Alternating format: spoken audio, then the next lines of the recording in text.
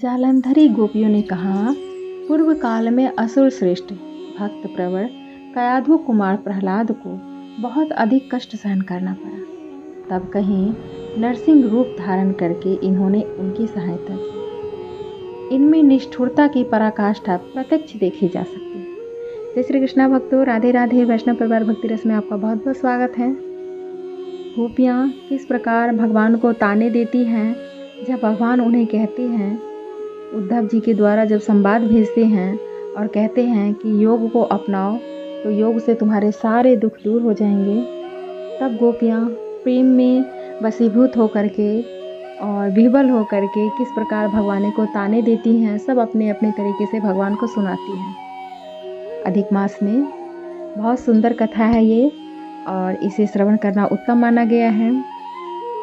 श्रीमद् भागवत पुराण में सबसे अच्छा अध्याय गोपियों का विरह वेदना है, गोपियों का प्रेम है। तो आइए हम भी श्रवण करते हैं। श्री नारद जी कहते हैं, राजन, श्री कृष्ण का यह संदेश सुनकर प्रसन्न हुई गोपांगनाएं आंसू बहाती हुई गदगद कंठ से उद्धव से बोली। गोलोक वासिनी गोपियों ने कहा, उद्धव, पहले के प्रियजनों को त्याग कर श्री कृष्ण परदेश चले गए, उस पर भी वहां से उन्होंने योग लिख भेजा है। अहो निर्मोहीपन का बल तो देखो। द्वारपालिका गोपिकाएं बोली, सखियों देखो, चंद्रमा की चकोर पर, सूर्य की कमल पर, कमल की भ्रमर पर तथा मेघ को चातक पर जैसे कभी प्रीति नहीं होती, उसी प्रकार श्याम सुंदर का हम लोगों पर प्रेम नहीं है। श्रृंगार धारण करने वाली गोपियों ने कहा, सखियों, चकोर चंद्रमा का मित्र है, परंतु उसके भाग्य में सदा आग की चिंगारियां ही मिलती हैं। विधाता ने उसके भाग्य में जो कुछ लिख दिया है वह कभी कम नहीं होता। तब स्योपकारिका गोपियां बोली, बधिक भी मृगों को बाण मारकर तुरंत आतुर हो उनकी सुध लेता है, किंतु कटाक्षों से अपने प्रियजनों को घायल करके कोई निर्मोही उनका स्मरण तक न करे, यह कैसा आश्चर्य है। तब पार्षदा गोपियों ने कहा, विरह जनित दुख को कोई बिरही ही जानता है, दूसरा कोई कभी उस दुख को नहीं समझ सकता। जैसे जिसके अंगों में कांटा गड़ा है, उसकी पीड़ा को वही जानता है। इसके पहले कभी कांटा गड़ चुका है, जिसके शरीर में कभी कांटा गड़ा ही नहीं, वह उसके दर्द को क्या जानेगा। वृंदावन पालिका गोपियां बोली, निष्काम प्रेम के सुख को निष्काम प्रेमी ही जानता है। जो किसी कारण या कामना को लेकर प्रेम करता है, वह निष्काम प्रेम के सुख को क्या जानेगा। क्या कभी कर्मेंद्रिय रस का अनुभव कर सकती है। अब गोवर्धन वासिनी गोपियां कहती हैं, पूर्व नीताओं से प्रेम करने वाला अब सैरेंद्री यानी कि कुब्जा का नयन बन बैठा है। उसे पर्वत एवं वन में रहने वाली स्त्रियों से क्या लेना है। इस विषय में अधिक कहना व्यर्थ है। कैसे व्याकुल होकर के गोपियां भगवान को ताने दे रही हैं। कुंज विधायिका गोपियां बोली, हाय, मतवाले भ्रमरों के गुंजार से व्याध माधवी कुंज पुंज में से जिनको हम सदा अपनी आंखों में बसाए रखती थी, उनकी आज यह कथा सुनी जाती है। तब निकुंज वासिनी गोपियों ने कहा, वृंदावन में मतवाले भ्रमरों के समुदाय से यमुना तटवर्ती कदम्ब कुंज में धीरे धीरे बलराम ग्वाल बाल और गोधन के साथ विचरते हुए नंद नंदन का हम भजन करते हैं।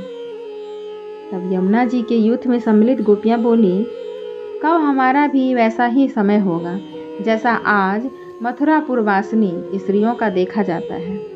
ब्रजांगनाओं, शोक न करो, किसी की कभी सदा जय या पराजय नहीं होती। विधाता के हृदय में तनिक भी दया नहीं है। जैसे बालक खिलौनों को अलग करता और मिलाता है, उसी प्रकार वह विधाता समस्त भूतों को संयुक्त और नियुक्त करता है। जो पहले कुबरी थी वह आज सीधी और समान अंग वाली हो गई, जो दासी थी वह कुलीन हो गई तथा जो कुरूपा थी वह रूपवती होकर चमक उठी। अहो, 4 ही दिनों में वो अपने विजय के नगाड़े पीटने लगी है। तब ब्रिजायूथ की गोपियों ने कहा, किसी की भी बाह सदा प्रिय के कंधे पर नहीं रहती। किसी भी वन में सदा बसंत नहीं होता, कोई भी सदा जवान रहता है। ये देवराज इंद्र भी सदा राज्य नहीं करते हैं। कोई 4 दिनों के लिए भले ही खूब मान ले। तब यूथ की गोपियां बोली, यही होती है स्त्री का मन। मंथरा भी कुबरी थी, जिसने अयोध्यापुरी में श्री रामचंद्र जी के राज्याभिषेक को रोकवाकर उसने विघ्न उपस्थित कर दिया था। वह कुब्जा ही यह मथुरापुरी में आ गई है। गोपिकाओं, जो कुब्जा है वह क्या क्या नहीं कर सकती। विशाखा यूथ की गोपियों ने कहा, जो गौएं चराने के लिए अनुगामी ग्वाल बालों के साथ वन में जाते हैं और लौटते समय बंसी नाद के द्वारा नगर गांव के लोगों को अपने आगमन का बोध करा देते हैं, जो अपनी गति से मतवाले हाथी की चाल का अनुकरण करते हैं, उन नंद नंदन को हम भुला नहीं सकते। तब माया यूथ की गोपियों ने कहा, सांकरी गतियों में हमारा आंचल पकड़कर हठात हमें अपनी भुजाओं में भरकर और हृदय से लगाकर परस्पर की खींचातानी से हर्ष और भाव का अनुभव करने वाले उन श्रीहरि को हम कब अपने घरों में ले आएंगे। तब अष्ट सखियों ने कहा, उद्धव, उन सर्वांग सुंदर नंद नंदन को निहार कर हमारे नेत्र अब संसार की ओर नहीं देखते, ना ही देखना चाहते हैं। वे ही नंद नंदन राजकुमार मथुरापुरी में विराज रहे हैं। शीघ्र बताओ, अब हमारा क्या होगा। तब 16 सखियां कहती हैं, वन में प्रेम पीड़ा को बढ़ाने वाली बांसुरी की मधुर तान सुनकर हमारे दोनों कान अब संसारी गीत नहीं सुनना चाहते। वे तो कौओं की काँव काँव के समान कड़वे लगते हैं। तब 32 सखियों ने कहा, अपने मित्र को प्रीति से, शत्रु को नीति से, लोभी को धन से, ब्राह्मण को आदर से, पुरुष को बराबर प्रणाम से, गुरु को बारंबार प्रणाम से तथा रसिक को रस से वश में किया जाता है, परंतु निर्मोही को कोई कैसे वश में कर सकता है। बिल्कुल सही बात है।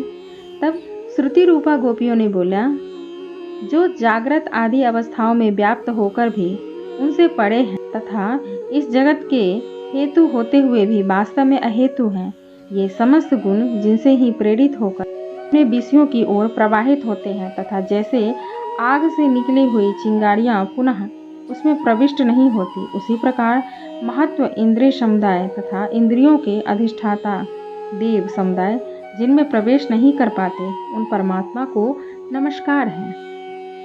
तब ऋषि रूपा गोपियों ने कहा, बलवानों में भी अत्यंत बलिष्ठ यह काल जिन पर अपना शासन चलाने में समर्थ नहीं है, माया भी जिनको वशीभूत नहीं कर पाती तथा वेद भी जिन्हें अपने विधि वाक्यों का विषय नहीं बना पाता, उस अमृत स्वरूप परम प्रशांत शुद्ध परात्पर पूर्ण ब्रह्म की हम शरण लेते हैं।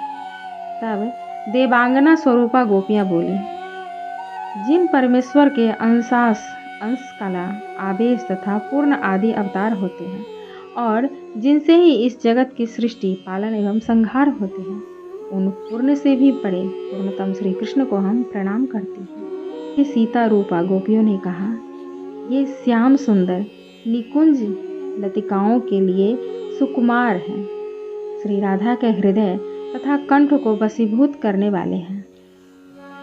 वो हार हैं, श्री रास मंडल के अधिपति हैं, ब्रजमंडल के ईश्वर हैं तथा समस्त ब्रह्मांडों के महिमा मंडल का परिपालन करने वाले हैं।